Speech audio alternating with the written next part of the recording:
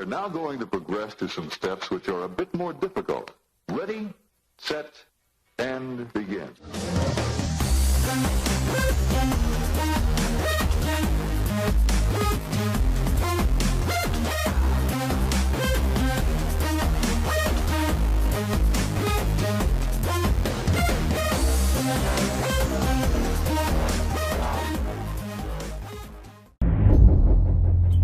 It's important to understand what the 5G is doing and what they say it's doing. We're told on the IEEE beamforming document that this technology cooked your eyes like eggs in World War II.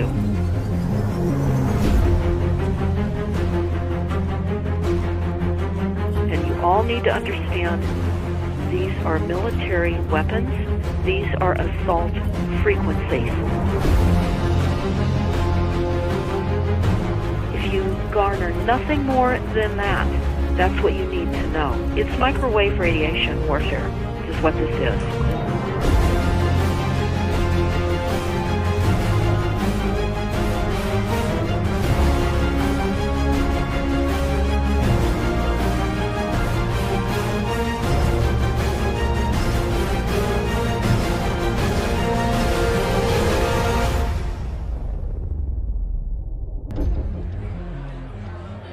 Ladies and gentlemen, please join me in welcoming to the National Press Club Federal Communications Commission Chairman Tom Wheeler. It's an honor to be here at the National Press Club. The first generation wireless, 1G, was voice. The second generation, 2G, allowed both talk and text. The third generation, 3G, the internet, in a limited way. And today's technology, 4G, completed that digital migration. But if anyone tells you that they know the details of what 5G is going to become, run the other way. This video is brought to you by the number 5 and the letter G. And pretty soon, everything else will be too. You must consider the whole part played by electricity in nature. Human beings cannot go on developing in the same way in an atmosphere permeated on all sides by electric currents and radiations. It has an influence on the whole development of man. This life of men in the midst of electricity, notably radiant electricity, will presently affect them in such a way that they will no longer be able to understand the news which they receive so rapidly. The effect is to damp down their intelligence. Such effects are already seen today. Even today, you can notice how people understand the things that come to them with far greater difficulty than they did a few decades ago. Rudolf Steiner, 1924. Rudolf Steiner noted that in 1924, since then our atmosphere has become far more permeated with electric waves of widely diverse types. There's no doubt now that electric waves, electromagnetic forces, cause direct biological effects.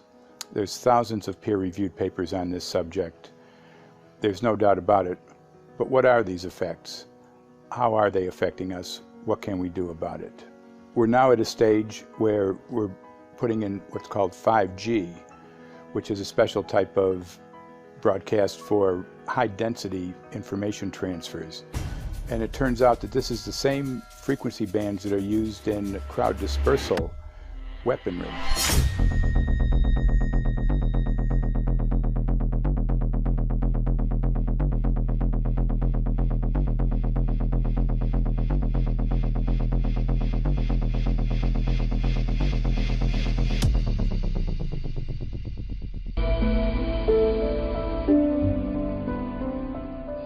Well, I joined the Royal Navy in 1960, and I specialised in microwave warfare.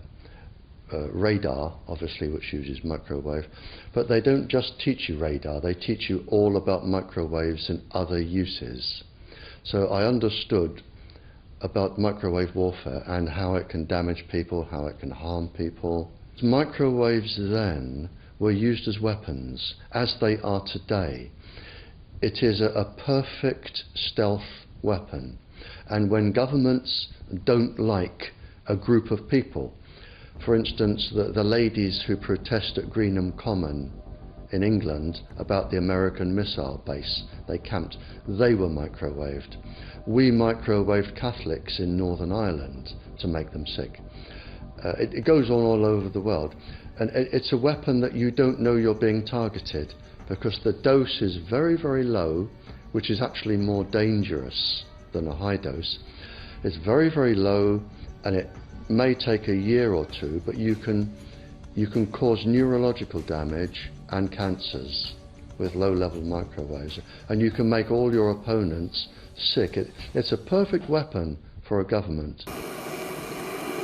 Our impulses are being redirected. We are living in an artificially induced state of consciousness that resembles sleep. Their intention to rule rests with the annihilation of consciousness. We have been lulled into a trance. They have made us indifferent to ourselves, to others. We are focused only on our own gain. Please understand, they are safe as long as they are not discovered. Keep us asleep, keep us selfish, keep us sedated. Yes, 5G will connect the Internet of everything. If something can be connected, it will be connected in a 5G world. Hundreds of billions of microchips connected in products from pill bottles to plant waterers, requiring massive deployment of small cells. We won't wait for the standards. Now, to make this work, the 5G build-out is going to be very infrastructure intensive. We must reject the notion that the 5G future will be the sole provenance of urban areas. The 5G revolution will touch all corners, and that's damn important. The interconnected world of the future will be the result of decisions we must make today.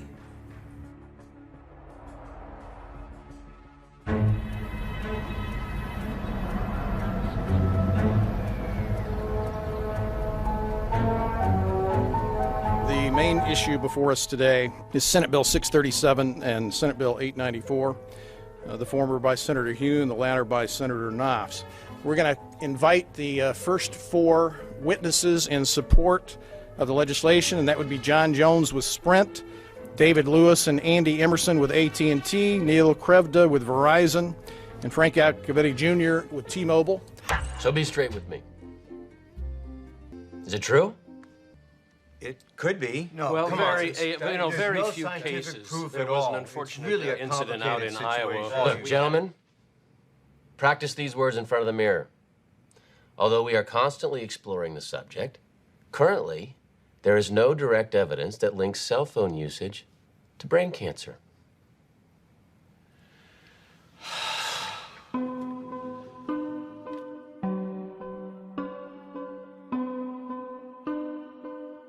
I'm Sharon Goldberg. I'm an internal medicine physician. I've practiced medicine for 21 years, and my background is mostly academic, internal medicine, hospital-based, clinical research, and medical education. I'm a certified Microsoft small business specialist. I worked on space station designing the cabling system for the airlock module, where I was responsible for EMI, EMC analysis, which is electromagnetic interference, electromagnetic compatibility. I am a professor in the Department of Epidemiology, Biostatistics, and Occupational Health, and I teach there both toxicology and health effects of electromagnetic radiation. My name is Daphne Tachover, and I'm the founder of an organization called We Are the Evidence.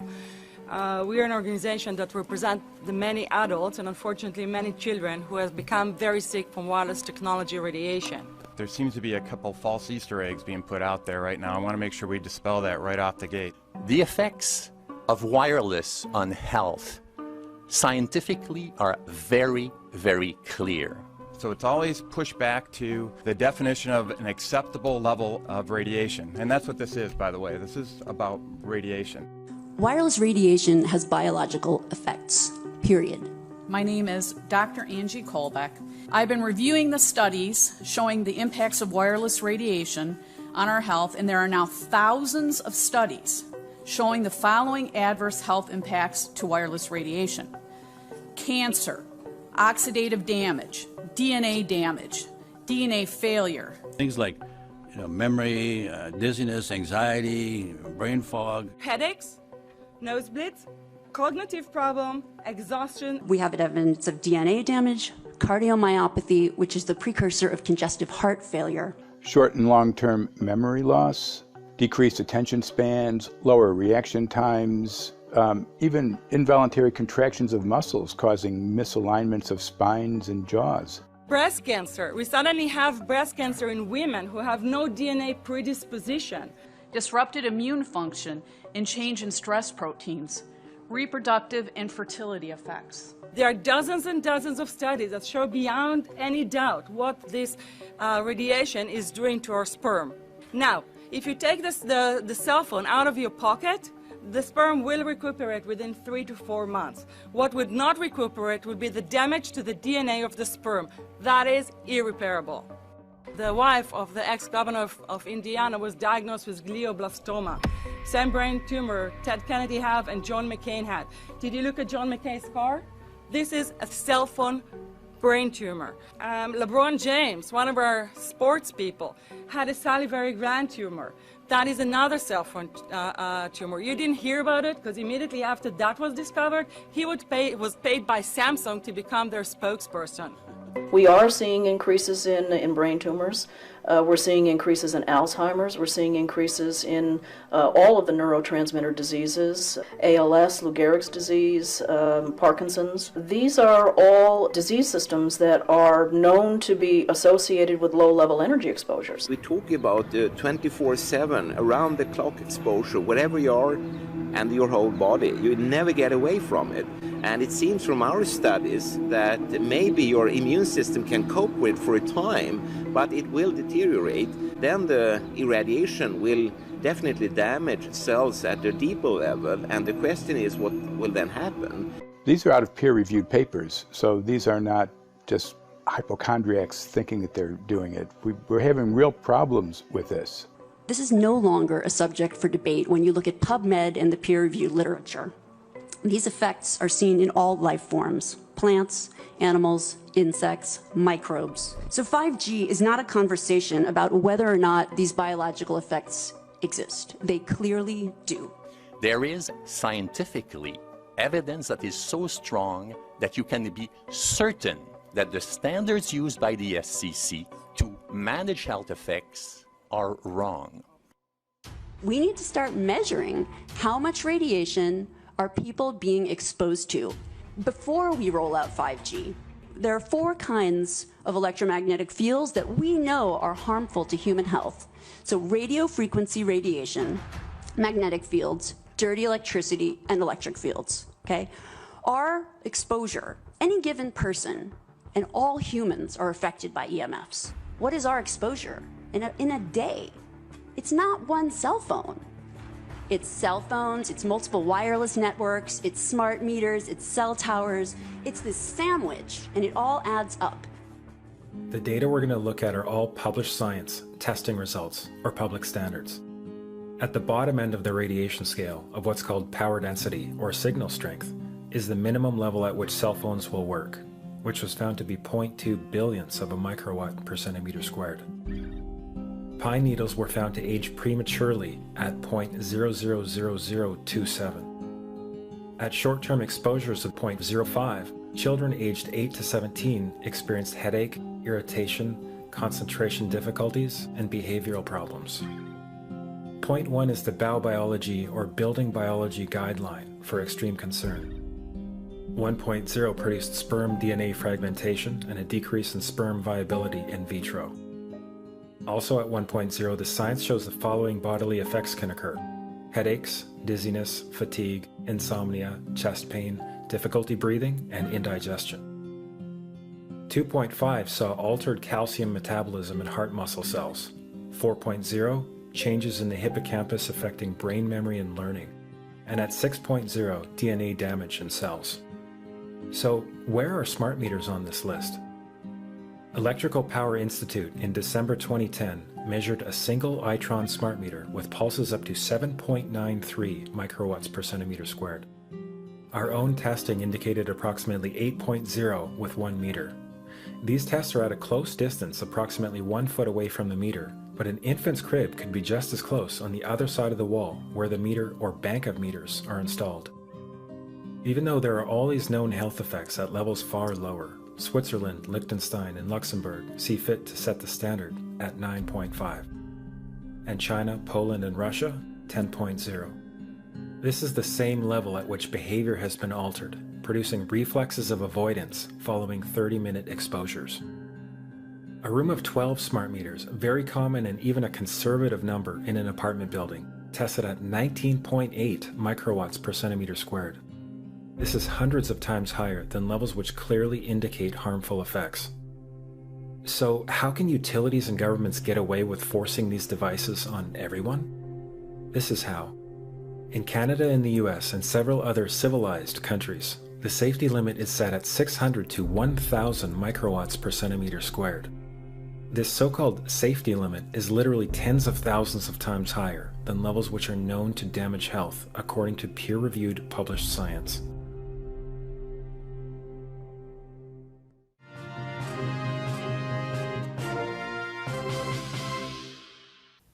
Faster, better, more reliable internet.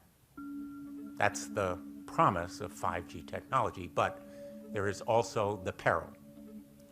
Health hazards associated with radio frequency that is higher also and requires more transmitters and antennas. The film you're about to see has no characters.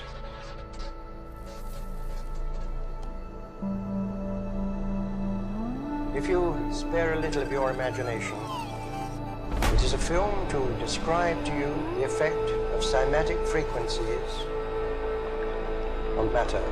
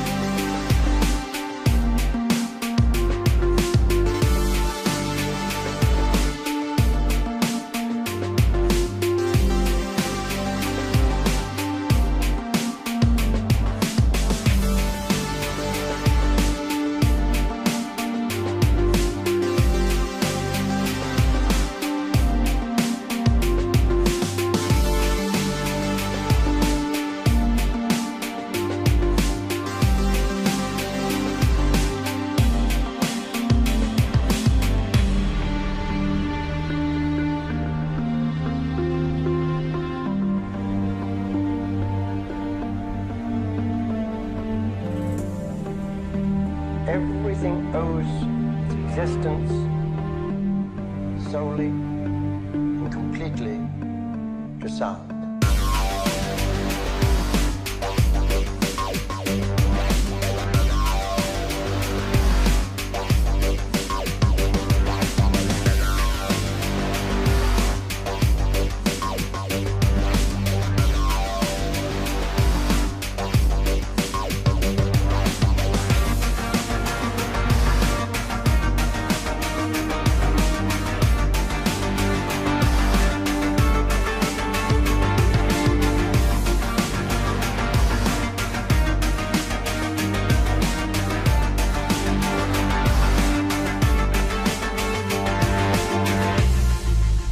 But if anyone tells you that they know the details of what 5G is going to become, run the other way.